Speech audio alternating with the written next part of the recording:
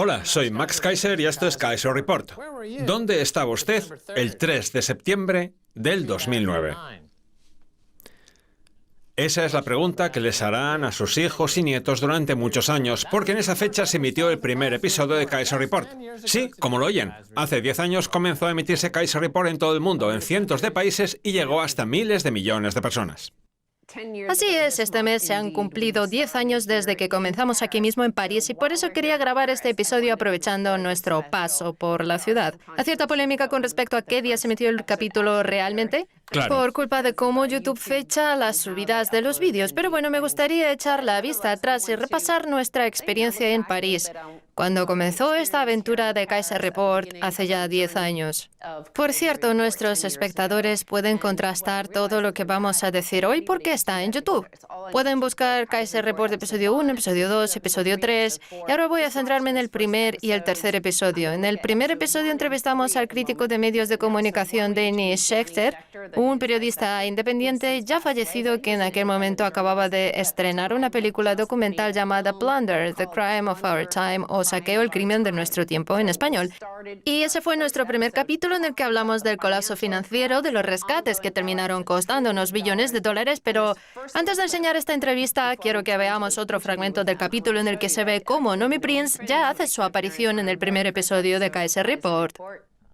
Vamos a hablar con Danny Schechter, autor de este libro, El crimen de nuestro tiempo. También es el creador de una película documental recién estrenada llamada Saqueo, el crimen de nuestro tiempo. Me encontré con un libro que se había publicado antes de que Lehman Brothers quebrase. Lo de Wall Street y sus rescates más bien parecen pases para escapar de la cárcel. Pensaba que Wall Street era un centro financiero, pero ahora creo que es el escenario de un crimen. Ahora es el momento de razonar por qué la crisis financiera es la historia de un crimen y no soy el único que lo ve así. Noomi Prince era una ejecutiva de Bear Stearns y Goldman Sachs. Este es el expolio más grande jamás visto, el mayor crimen de la historia mundial. Estamos hablando de un crimen que ni siquiera podemos cuantificar. Hablamos de billones y billones de dólares como mínimo. Pues sí, billones y billones. Desde el principio ya le echamos la culpa al gusto por el dinero fácil y a los bancos centrales por asfaltar con billetes el camino de estos criminales. Una gran aportación de Noomi Prince, que desde ese momento se convirtió en un nombre de referencia en Kaiser Report y ha escrito muchos libros sobre este tema.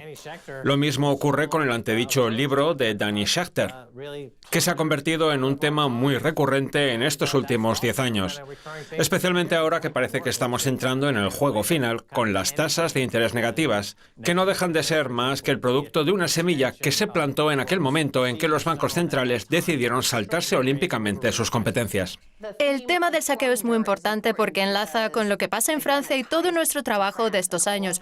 Como dijo Basquiat, cuando el saqueo comienza por arriba, acaba llegando hasta abajo. Si los que están arriba comienzan a saquear, toda la sociedad terminará por volverse corrupta, y así es. Y en parte ese es el motivo por el que se producen estas revueltas en todas partes. La razón de las protestas, el Brexit y Trump. En aquel momento la gente tampoco lo entendía bien porque Obama acababa de salir elegido y estaban esperanzados con el cambio. Pensaban que las cosas iban a cambiar y que todo iba a ser fantástico. Pero bueno, veamos ahora un extracto de la entrevista con Danny Schechter en el primer episodio en el que hablamos de este saqueo. En su opinión, ¿qué ha provocado esta calamidad económica? Bueno, en primer lugar, ya llevo unos años notando la tendencia de que una pequeña élite domina nuestra economía y también la toma de decisiones. También he observado la financiarización de la propia economía, es decir, que el crédito y los préstamos han empezado a dominar la economía tal y como el complejo militar industrial lo hizo en el pasado. El caso es que esta gente comenzó después a diseñar un entramado criminal que hasta el momento ha pasado desapercibido. Esta trama se basa en un gran fraude de hipotecas predatorias y en la titularización y la representación fraudulenta del valor de los diferentes tipos de los llamados paquetes de hipotecas que se vendieron en todo el mundo gracias a valoraciones falseadas. Y todo esto respaldado de forma fraudulenta, lo que permitió el apalancamiento y que unos pocos hicieran una fortuna mientras que millones se quedaban completamente desprotegidos, como hemos visto ahora, cerca de 14 millones de familias en bancarrota. Todo esto es fruto de una gran irresponsabilidad, una falta de legislación supervisión y vigilancia y auspiciado por una complicidad por parte de los medios y el gobierno. Es decir, que el entramado de los préstamos bancarios tomó el relevo del complejo militar industrial. Claro, si no hay bombas que tirar, los bancos tienen que enriquecerse de otra forma. Así que crearon las armas de destrucción masiva financiera, como las llamó Warren Buffett. Nosotros nos referíamos a todo esto simplemente como terrorismo financiero. Y con estas armas consiguieron poner patas arriba a la economía global. Saquearon Grecia, hicieron lo mismo con Egipto. Son imparables porque tienen que alimentar a la máquina, y esa máquina es una pila de deuda alimentada con dinero fiat. Hablando de alimentar a la máquina, vamos a ver la sección de comentarios del primer capítulo. Pone que fue hace 9 años, pero en realidad fue hace 10. Aquí tenemos uno. Ja, ja, ja, maravilloso. Me encanta tu nuevo programa, Max. Parece que a la gente le gustó. Y mira, vaya, este sí está bastante buena. Tenía que ponerlo. Es que es verdad. Estoy preparando un gran vídeo que muestre tus peinados a lo largo de estos 10 años. Max Keiser va como una moto. ¿Qué se toma? ¿30 tazas de café al día? Pues sí, de hecho 30 es el mínimo. Si no, no arranco. Y también, wow, este programa ha llegado muy lejos y es cada vez mejor. Agradezco y disfruto cada programa. ¿Cuánto me alegro de haberlo descubierto? Esto lo escribió alguien que vio el vídeo 4 años después de haberse emitido por primera vez y dejó ese comentario. Mucha gente se fue a ver los primeros capítulos después de que emitiéramos nuestro episodio número 1000. Por entonces nos referíamos al sector bancario como la escena de un crimen. No hablábamos de los bancos centrales como economistas y creadores de leyes, sino como entidades muy politizadas y con una agenda. Han tenido que pasar 10 años con los rumores que corren de que los bancos centrales están intentando involucrarse más en las elecciones del 2020 para que la gente comprenda lo que llevamos diciendo durante todo este tiempo. Ahora me gustaría que viésemos un corte del tercer episodio antes de hacer una pausa. Vamos a ver a Matt Taibbi, que trabajaba para Rolling Stone y nos visitó en el tercer capítulo para hablar sobre un artículo que escribió y tituló La estafa de Wall Street al descubierto. Así como en el primer episodio hablábamos de cómo Saqueo relataba el fraude del sistema financiero, el artículo de Matt Taibbi hablaba de las ventas en corto al descubierto que se utilizaron para atacar a Bear Stearns y Lehman Brothers, que habían quebrado justo un año antes. Bienvenido a Keiser Report, Matt Taibbi. Muchas gracias por invitarme, Max. Es un placer. Los criminales de toda la vida utilizan pistolas y escopetas, cosas así. Pero cuando hablamos de crímenes financieros, lo que se utiliza como arma son las ventas en corto al descubierto, de las que usted ha hablado en sus artículos con mucho acierto. Estas ventas en corto se utilizaron para demoler a Bear Stearns y a Lehman Brothers. Y usted se lo descubrió a la esfera pública y creo que es algo de lo que hace falta hablar hoy también. ¿Podría explicarnos en qué consisten esas ventas en corto al descubierto y cómo se utilizaron para transferir billones de la riqueza de los contribuyentes a unos pocos agentes de bolsa y banqueros también? La venta en corto al descubierto consiste en vender participaciones de un activo que no tenemos, mientras que una venta en corto normal suele ser un proceso muy beneficioso y legal en el que lo que se hace es pedir prestado un activo a otra persona, venderlo en el mercado y esperar a que disminuya el valor de las participaciones de ese activo. Cuando esto sucede, se compran de nuevo a un precio más bajo, se le devuelven a las personas a quienes se le pidieron prestadas inicialmente y te embolsas la diferencia. Estas ventas en corto son un método financiero muy bueno para eliminar del sistema empresas poco eficientes o corruptas. En el caso de las ventas en corto al descubierto, se están vendiendo participaciones de un activo que en realidad no se posee y que nunca se llega a entregar. Lo malo de esto es que el mercado se inunda con un exceso de participaciones que no deberían estar ahí, y naturalmente lo que pasa es que devalúan al activo original. Y eso es lo que ocurrió con Bear Stearns y Lehman Brothers. Cuando se produce una gran venta en corto, podemos ver muchas participaciones vendidas que no se entregan.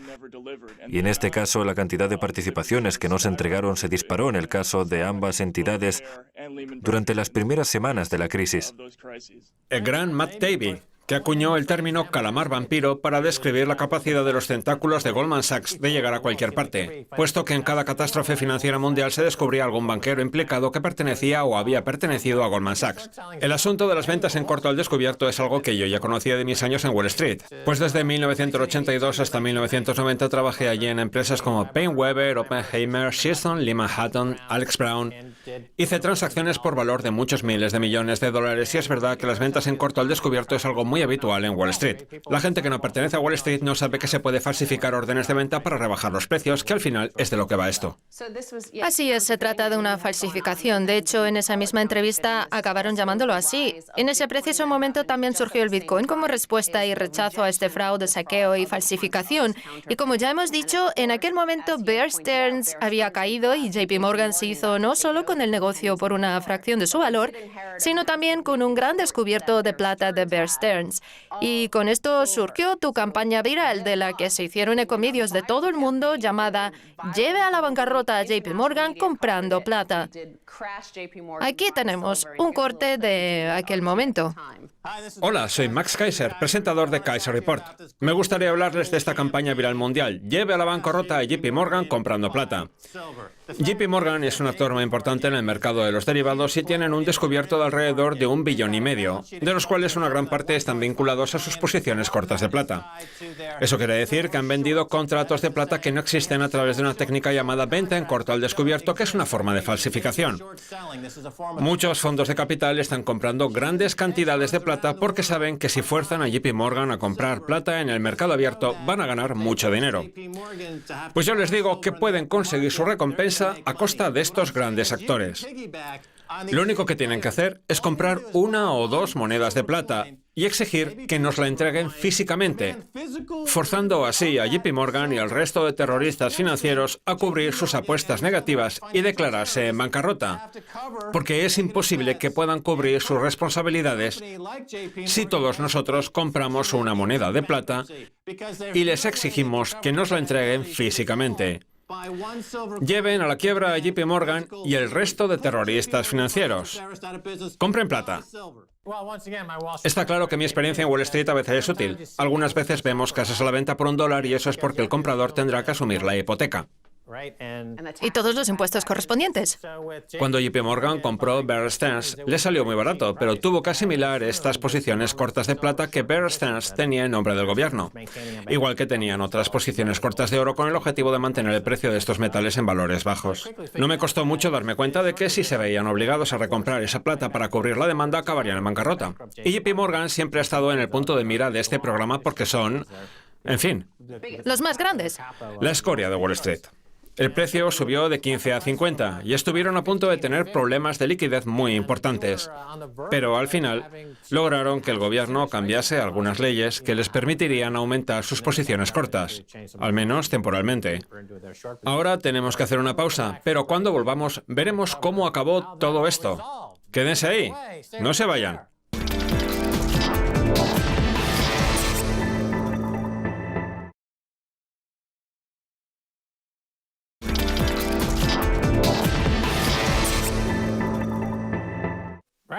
Bienvenidos de nuevo a este especial 10º aniversario de Kaiser Report, en el que echamos la vista atrás para recordar algunos de los momentos más destacados, como la campaña Lleve a la bancarrota a JP Morgan comprando plata.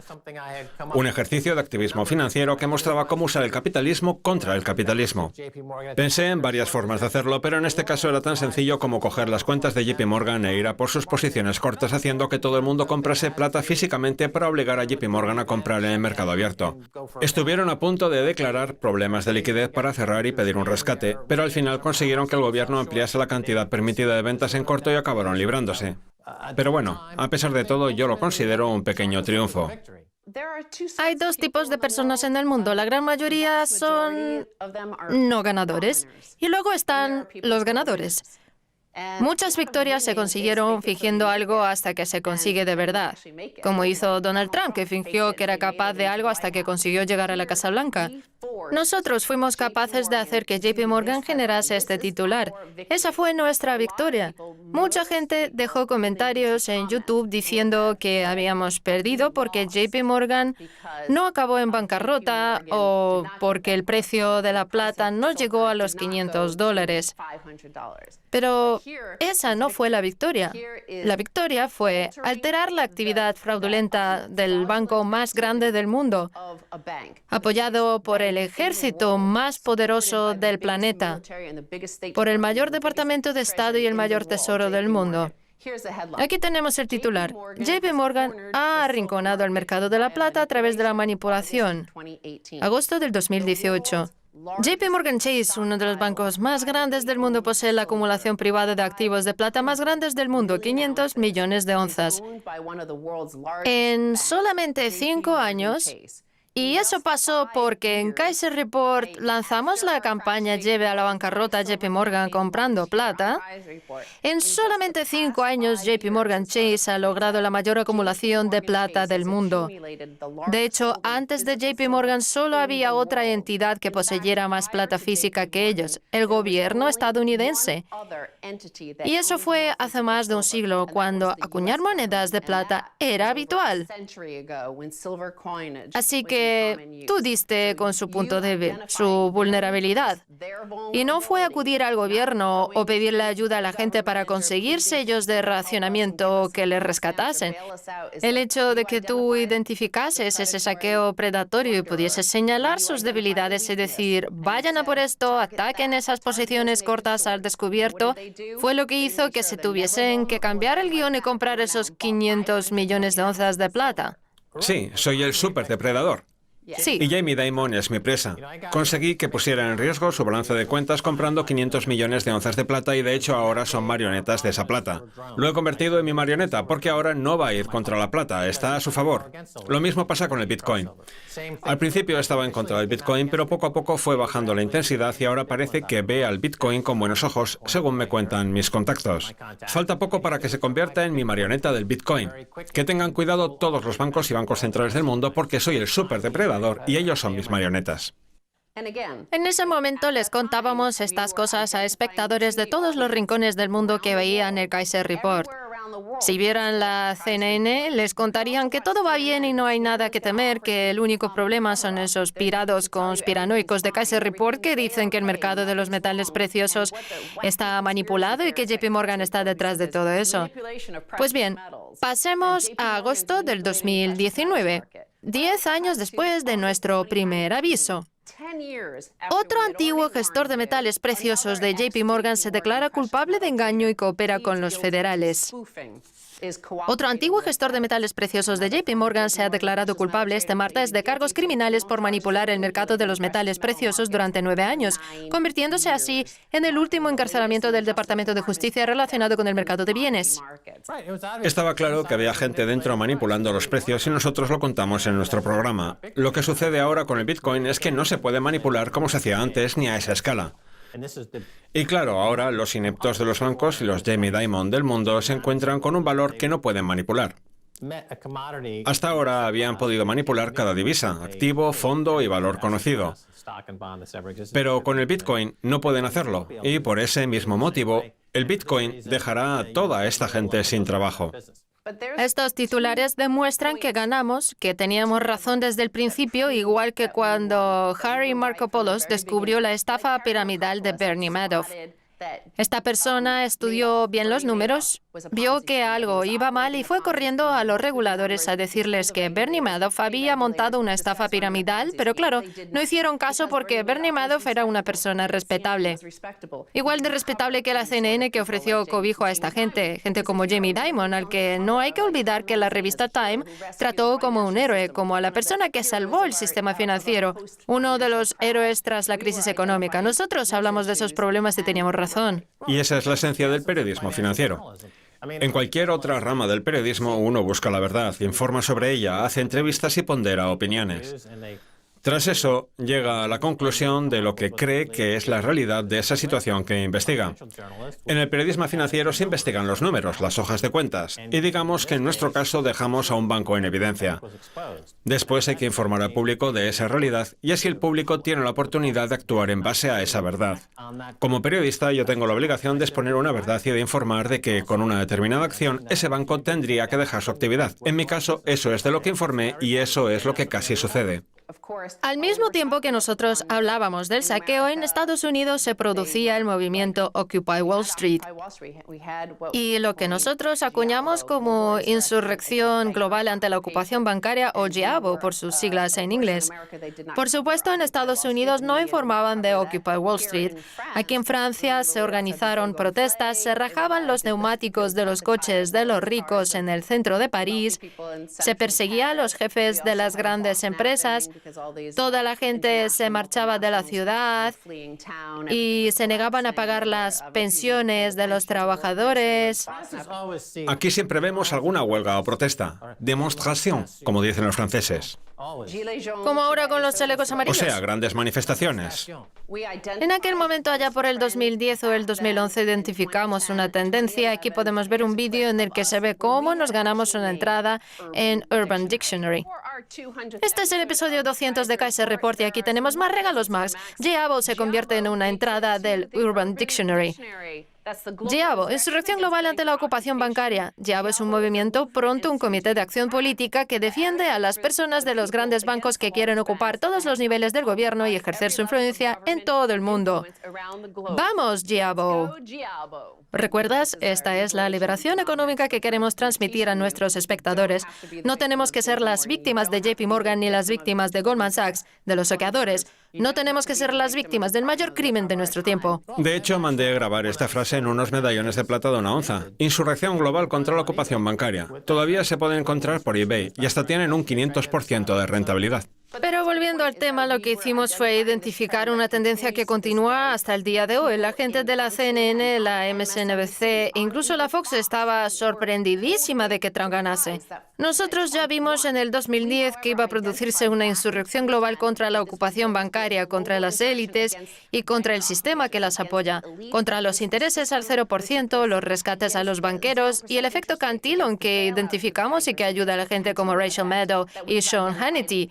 La gente que vive en Manhattan y tiene unos sueldos estratosféricos, gente que sale en los medios de comunicación para explicarnos a todos los demás cómo funciona el mundo. Esta gente no entendía la insurrección global contra la ocupación bancaria, ignoraban el movimiento Occupy Wall Street. Estaban frente a sus casas en Manhattan, pero a pesar de eso Rachel Maddow ni lo mencionó. Nosotros identificamos aquello como una historia que había que contar. 10 años más tarde, Trump gana las elecciones y esta gente se sorprende y se piensa que tiene que haber un gobierno extranjero tras el resultado, alguien que entienda lo que ha pasado mejor que nosotros mismos. Trump no les habría sorprendido si hubiesen visto Kaiser Report desde el principio. Tampoco habrían sido una sorpresa el Brexit ni los chalecos amarillos, tampoco las cosas que están pasando en Asia. Las protestas de Hong Kong no serían ninguna sorpresa. Lo que pasa es que si lo que ponemos es la CNN, la MSNBC o la Fox, pues es normal que nos sorprendamos con todo esto. Además, durante estos 10 años se ha producido una transformación. La gente que protestaba en las calles lo hacía pensando que era parte de un movimiento socialista de izquierdas. Después de este tiempo, la gente se da cuenta de que lo que está haciendo es atacar a los bancos centrales. Esto es un concepto que nadie entendería hace 10 años, porque ningún activista con el que hubiésemos hablado habría entendido que la raíz de todos estos problemas eran los bancos centrales. A día de hoy, 10 años después, está claro que la gente entiende estas cosas cuando se ve cómo solicitan a la Reserva Federal que incremente los tipos de interés para combatir a Donald Trump. 10 años después de que lo dijésemos nosotros en su momento, ahora saben cuál es la batalla. La guerra está en el dinero. La batalla es el dinero duro contra el dinero fiat. Es que la historia no cambia nunca. Ya lo dijimos en la primera parte del episodio. Basquiat ya avisó sobre el saque, luego se convirtió en el modo de vida de una economía entera. También avisamos sobre el efecto Cantillon y ya hace cientos de años que lo dijo aquel hombre irlandés. Aquellos más cerca del dinero gratis, los que estén cerca de la impresora de billetes tendrán una ventaja injusta. Esto es lo que identificamos y lo que sucedió con el movimiento de insurrección global contra la ocupación bancaria, que por supuesto sigue en marcha en Francia. Y aquí tenemos un titular de la semana pasada que habla de algo que está pasando este mismo mes de septiembre. Los chalecos amarillos anuncian un septiembre negro a la vuelta de las vacaciones. Y es lo que está pasando ahora. Ya conocemos la historia francesa. Siempre están a la cabeza. Siempre hay alguna manifestación por algo. Los franceses llevan 200 años al pie del cañón, preparados para pelear, y no hay nada que detesten más que a las élites dirigentes que se pasan de la raya. Y en el pasado ya tomaron medidas para restablecer lo que ellos consideraban justo. Bueno, pero estamos hablando de Kaiser Report, no del pueblo francés. Hoy va de nosotros y de lo que hacemos en Kaiser Report. Mostramos y le enseñamos a la gente cómo vemos el mundo y nuestra visión consiste en analizar la perspectiva económica, observar el saqueo, prestar atención a las ventas en corto, a las obligaciones de deuda colaterales AAA. Y las enseñanzas de John Law, arquitecto de la Sí. economía que derivó en una revolución. Sí. Se están repitiendo al utilizar la propiedad como instrumento de préstamo en el mercado, como ya comentamos hace poco en este programa. La historia se repite una y otra vez. Es verdad, así es. Los franceses siempre han marcado el camino cuando se trata de identificar cuál es el problema y también han dado con la solución. Así es, y cuando vivimos aquí, para nosotros fue muy importante ver cómo esta gente entendía que las élites le estimaban y les estaban robando porque Basquiat, que era de aquí, ya les había dicho hacía mucho tiempo que cuando las élites comienzan a saquear, el resto de la sociedad acaba corrompiéndose. Lo mejor es detener el problema cortándolo de raíz y antes de que sea tarde. Siempre hablamos del poder adquisitivo y es algo con lo que están obsesionados porque es una herramienta que señala si se está produciendo el efecto Cantillon y si hay saqueo. Si el poder adquisitivo cae, significa que alguien de arriba está robando. Así es como nos enteramos cuando vemos que el poder adquisitivo decrece. Libertad, igualdad y fraternidad. Todo es lo mismo, si bien se mira. Gracias a Dios por Kaiser Report. Muy bien, esto ha sido todo por hoy en este especial 10º aniversario de Kaiser Report. Somos Max Kaiser y la única e irrepetible Stacey Herbert, la cual ha hecho todo esto posible. Sin ella yo estaría tirado en la calle como un mendigo. Nos vemos. Hasta la próxima. Adiós.